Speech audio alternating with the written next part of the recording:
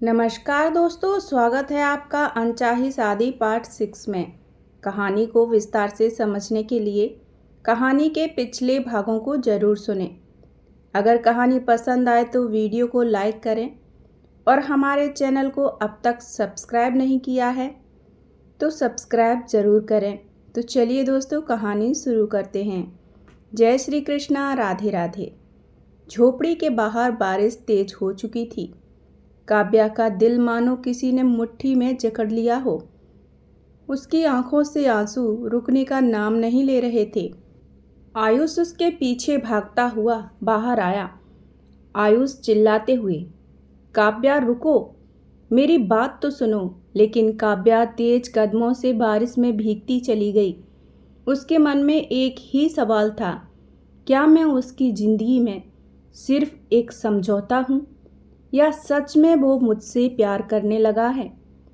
आयुष उसे पकड़कर उसका हाथ थाम लेता है। आयुष, पागल हो गई हो, बारिश में भीग जाओगी। काव्या रोते हुए, भीग जाऊंगी तो क्या फ़र्क पड़ेगा? तुम्हें तो वैसे भी किसी और की फिक्र है। मेरे होने या ना होने से तुम्हें क्या फ़र्क पड़ता है? आयुष उसके चेहरे को अपने हाथों में लेकर बोला। आयुष, फ़र्क पड़ता है काव्या, बहुत फ़र्क पड़ता है। काव्या आंखों में आंसू लिए, तो फिर जब उस लड़की का फ़ोन आया था तुम्हारा चेहरा क्यों बदल गया? क्यों लगा कि मैं तुम्हारी ज़िंदगी में सिर्फ मेहमान हूँ? आयुष कुछ देर चुप रहा। उसके पास जवाब नहीं था। बारिश की बूंदें दोनों के बीच की चुप्पी को और भारी कर रही थीं। घर लौटकर काव्या ने किसी से कुछ नहीं कहा। उसने खुद को अपने कमरे में बंद कर लिया। डायरी के पन्नों पर वो अपनी सारी बातें लिखने लगी। शायद किस्मत हमें मिलाना चाहती है, लेकिन क्यों हर बार हमारे बीच कोई दीवार खड़ी हो जाती है? आयुष बार बार उसके कमरे के बाहर आता, दरवाजे पर खड़ा होता, मगर अंदर जाने की हिम्मत नहीं जुटा पाता। आयुष ऑफिस जाने की तैयारी कर रहा था। तभी आलोक कमरे में आया। आलोक, यार, कल पार्टी में तू और भाभी जी सच कहूँ तो ज़बरदस्त लग रहे थे। क्या कपल डांस किया था तुम दोनों ने। सबकी नज़रें बस तुम दोनों पर ही टिकी हुई थी। आयुष थोड़ी मुस्कान के साथ, पता है। आलोक, लेकिन एक बात बता, भाभी के लिए तेरा दिल सच में धड़कता है या अब भी उस पुरानी लड़की के लिए? आलोक की इस बात का आयुष के पास कोई जवाब नहीं था, इसलिए उसने आलोक की बात का कोई जवाब नहीं दिया। वो चुप रहा। कल रात से ही उसके दिल में उथल पुथल मची हुई थी। इधर काव्या का अकेले कमरे में दम घुट रहा था। अजीब सी बेचैनी उसे परेशान कर रही थी। इसलिए काव्या अकेली जाकर छत पर बैठ गई थी और आसमान की तरफ देख रही थी। आयुष ऑफिस से लौटा। काव्या को कमरे में ना देखकर उसके दिल में एक अजीब सी बेचैनी हुई। काव्या को ढूंढते हुए वो छत पर पहुंच गया।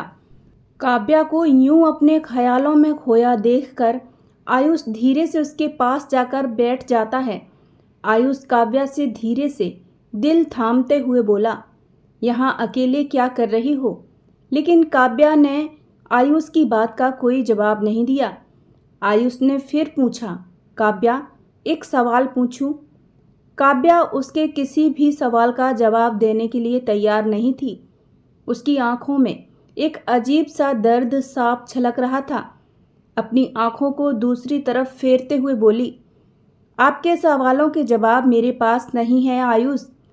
आयुष ने एक गहरी सांस भरी और अपना सवाल फिर से पूछा, काव्या, ये जो डायरी तुम लिखती हो उसमें क्या सिर्फ मेरे बारे में लिखती हो? काव्या चौंक गई। काव्या की आंखें बड़ी हो गई थीं। वो धीरे से, आपको कैसे पता? आयुष धीरे से, क्योंकि तुम्हारी हर बात उस लड़की जैसी लगती है जिसे मैं सालों से ढूंढ रहा हूँ। काव्या की आंखें नम हो गईं। अगले दिन सुबह की हल्की धूप खिड़की से झांक रही थी। काव्या सोफे पर बैठी चुपचाप आयुष की डायरी पढ़ रही थी।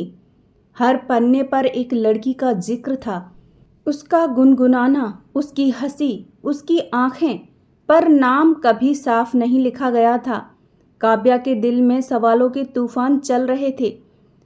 क्या आयुष सचमुच किसी और से प्यार करता था? अगर हाँ, तो मैं कौन हूँ उसकी ज़िंदगी में? इतना सोचकर उसके दिल में टीस उठती है। तभी पीछे से आयुष की आवाज़ आती है। आयुष तेज स्वर में, काव्या, ये मेरी प्राइवेट डायरी है, इसे पढ़ने की हिम्मत किसने दी तुम्हें? काव्या चौंक जाती है। उसकी आंखों में आंसू साफ छलक रहे थे। काव्या रुंधे हुए गले से, हिम्मत? मैं तो बस ये जानना चाह रही थी कि तुम्हारे दिल में जगह किसी और की है या नहीं। आयुष झल्ला कर, हाँ है, किसी और की जगह। और तुम क्या कर लोगी जानकर? और कुछ जानना है तुम्हें मेरी पर्सनल लाइफ के बारे में? काव्या के हाथ कांपते हैं, लेकिन वो चुपचाप डायरी बंद करके मेज पर रख देती है। काव्या आंखों में आंसू भरकर बोली, मुझे अब कोई सवाल नहीं पूछना। बस इतना समझ गई हूँ कि इस रिश्ते में मेरे लिए कोई जगह नहीं है। वो जाने लगती है, लेकिन आयुष उसका हाथ पकड़ लेता है। आयुष धीरे से, काव्या, बात उतनी आसान नहीं है जितना तुम समझ रही हो। काव्या उसकी ओर देखती है। उसकी आंखों में दर्द भरा हुआ था। काव्या, आसान? जब दिल ही मेरा नहीं तो रिश्ते का बोझ क्यों ढोना? आयुष चुप हो जाता है। उसके मन में एक पुरानी याद कौंधती है। एक लड़की जो कॉलेज में गुनगुनाया करती थी। वही गीत, वही आवाज़, वही मुस्कान। आयुष मन ही मन, क्या काव्या वही है? नहीं, ये कैसे हो सकता है? उसी दिन शाम को घर में हलचल मच जाती है। आयुष की बचपन की दोस्त रिया विदेश से लौट आती है। रिया ने फ़ोन करके आयुष को पहले ही बता दिया था कि मैं लौट आई हूँ, इसलिए आयुष का दिल बेचैन था। उसका रिया का यूं वापस आना अच्छा नहीं लग रहा था। रिया खुशी से, Ayush, finally so many years later I am back. सब लोग उसे देखकर खुश हो जाते हैं, पर काव्या का दिल धड़क उठता है। रिया और आयुष की नज़दीकियां उसे चुभने लगती हैं। जया जी हंसते हुए बोली, अरे बहू, ये रिया तो आयुष की बचपन की दोस्त है। दोनों की जोड़ी तो बचपन से सबको पसंद थी। काव्या जबरदस्ती मुस्कुराती है, मगर भीतर से उसका दिल टूट रहा होता है। रात को डिनर के बाद काव्या गुस्से में आ जाती है और आयुष से कहती है, अगर तुम्हारे दिल में रिया ही है तो ये ड्रामा क्यों कर रहे हो? साफ साफ कह दो ना। आयुष कड़क आवाज में, तुम्हें हर बात पर शक करने की आदत है क्या? रिया सिर्फ दोस्त है मेरी। काव्या आंखों में आंसू भरते हुए बोली, सिर्फ दोस्त? तुम्हारी आंखें कुछ और कह रही थी आयुष। आयुष थोड़ा नरम पड़ते हुए, और तुम्हारी आंखें, वो क्यों बार बार मेरी सच्चाई जानना चाहती हैं? क्यों परवाह है तुम्हें? अगर मैं किसी और से प्यार करता हूँ तो साफ साफ कह दो जो कहना चाहती हो। आयुष की बात सुनकर काव्या कुछ नहीं कहती, बस चुपचाप कमरे से चली जाती है। आधी रात को बारिश हो रही थी। काव्या को नींद नहीं आई, इसलिए वो छत पर खड़ी भीग रही होती है। आयुष चुपचाप उसके पास आता है और छाता उसके सिर पर रख देता है। आयुष धीरे से, बीमार पड़ जाओगी। काव्या रुद्धे स्वर में, अगर मैं बीमार पड़ भी गई तो क्या फ़र्क पड़ेगा तुम्हें? आयुष, फ़र्क पड़ेगा काव्या, बहुत फ़र्क पड़ेगा। काव्या उसकी आंखों में देखती है। आयुष कुछ कहना चाहता है, मगर रुक जाता है। फिर काव्या को नीचे लेकर आता है और उसके कपड़े चेंज करने को कहता है। काव्या कपड़े चेंज करके सोफे पर बैठ जाती है। नींद उसकी आंखों से काफ़ी दूर थी। आयुष काव्या के मासूम चेहरे पर चिंता की लकीरें देखकर बोला, आयुष, काव्या क्या बात है? जब से तुम अपने घर से वापस आई हो कहीं खोई खोई रहती हो। क्या कोई ऐसी बात है जो मुझे पता होनी चाहिए और तुम मुझे बता नहीं रही हो, जो तुम्हारी ज़िंदगी में उथल पुथल मचाए हुए है? एक बार अपने दिल की बात मुझसे शेयर करके तो देखो, शायद मैं तुम्हारी कोई हेल्प कर सकूं। पति होने के नाते ना सही, एक दोस्त होने के नाते तो तुम अपने दिल की बात मुझे बता ही सकती हो। काव्या आयुष से तो कुछ नहीं बोलती, मगर अंदर ही अंदर उसका दिल चीख चीख कर कह रहा था, तुम हो मेरी बेचैनी की वजह, तुम हो आयुष। क्योंकि तुम किसी और लड़की के बारे में सोचो, ये मेरे दिल को कतई मंजूर नहीं। ना जाने क्यों मुझसे तुम्हारी बेरुखी बर्दाश्त नहीं हो रही है। मैं जानती हूँ तुम्हारी ज़िंदगी में मेरे लिए कोई जगह नहीं है, ना ही तुम्हारे दिल में। फिर भी मेरा दिल क्यों बार बार यही कहता है कि तुम सिर्फ मेरे हो, सिर्फ मेरे। काश तुम मेरी बेचैनी समझ पाते आयुष, काश तुम समझ पाते कि मैं तुमसे प्यार, लेकिन नहीं, तुम्हारे पास मेरे बारे में सोचने का वक्त ही कहाँ है, और हो भी कैसे। आखिर तुम्हारा प्यार जो तुम्हारे पास लौट आया है, अब तो ऐसा लगता है कि मेरे दिल की बेचैनी मेरे मरने के बाद ही खत्म होगी। काव्या की आंखों में आंसू थे, मगर उसने अपना मुंह दूसरी तरफ फेर लिया और धीमे स्वर में बोली, मुझे कोई परेशानी नहीं है आयुष, आप मेरी चिंता मत कीजिए, मैं ठीक हूँ। आप अपने बिजनेस और अपने आने वाली ज़िंदगी के बारे में सोचिए। ये कहकर काव्या अपनी चादर से मुंह ढककर सो जाती है। आयुष लाचार था, उसे कुछ समझ नहीं आ रहा था कि वो कैसे काव्या की परेशानी का पता लगाए। अगले दिन काव्या को सफाई करते हुए एक पुराने फ़ोटो की एल्बम मिलती है। उसमें आयुष के कॉलेज की तस्वीरें होती हैं। एक फ़ोटो देखकर उसकी सांस अटक जाती है। आयुष की डायरी में लिखी लड़की की स्केच जैसे तस्वीर, और उस तस्वीर में वही जगह थी जहां काव्या जाया करती थी। काव्या मन ही मन, ये तो वही जगह है जहां से मैं रोज़ गुजरा करती थी और जहां मैं उस लड़के से टकराई थी। इसका मतलब मेरा शक सही था, आयुष ही वही लड़का है। काव्या की खुशी का कोई ठिकाना नहीं रहा, मगर उसे क्या पता था कि उसकी खुशी सिर्फ कुछ पल की ही है।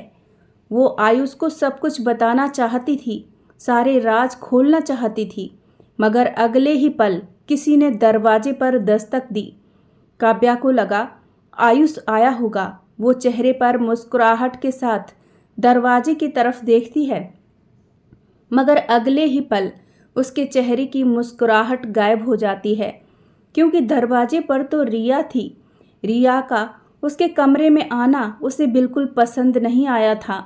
ये बात रिया भी अच्छी तरह से समझ गई थी, मगर फिर भी सातिर मुस्कुराहट के साथ बोली, रिया, मुझे पता है तुम मुझे पसंद नहीं करती और मेरा यहाँ आना भी तुम्हें पसंद नहीं, लेकिन आज जो मैं तुम्हें बताने आई हूँ वो तुम्हारा जानना बहुत ज़रूरी हो सकता है।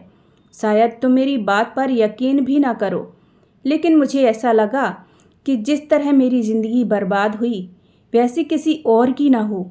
आयुष ने जो मेरे साथ किया वो तुम्हारा जानना ज़रूरी है, वरना मेरी तरह तुम भी इस गलतफहमी में रहोगी कि आयुष एक बहुत अच्छा इंसान है और वो तुमसे प्यार करता है, लेकिन उसकी असलियत से तुम अभी वाकिफ़ नहीं हो।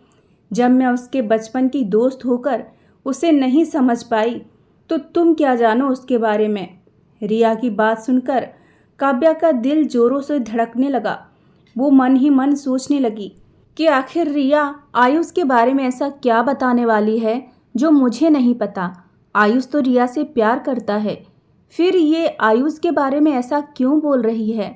आखिर ऐसा कौन सा सच है आयुष का जो मेरा जानना बहुत ज़रूरी है। काव्या की दिल की धड़कनें तेज होती जा रही थीं।